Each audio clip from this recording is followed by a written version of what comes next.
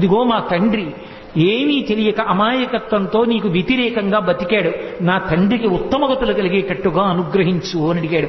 ఏనాడు నీ తండ్రి నా వంక చూసి స్తబ్దుడయ్యాడో, ఏనాడు పట్టుకుని పైకెత్తి తొడల మీద పెట్టుకున్నానో, నా గోళ్లతో చీల్చి నెత్తురు తాగానో, ప్రేగులు మెడలో వేసుకున్నానో, ఆనాడే నీ తండ్రి కాదు, నీ తండ్రికి ముందు 21 తరాలు తరించిపోయాయి.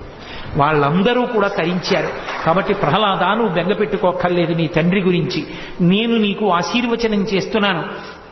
నువ్వు దీర్ఘాయుష్మంతుడవై ఈ రాజ్యాన్ని ధార్మికంగా పరిపాలన చేసి పరమభాగవతోత్తముడవై అంత్యమనందు నన్ను చేరుకుంటావు.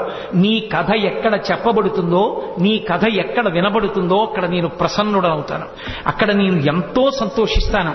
ఆ సభామంటపంలో ఉన్న వాళ్ళందరికీ కూడా నా ఆశీర్వచనము పరిపూర్ణముగా లభిస్తుంది.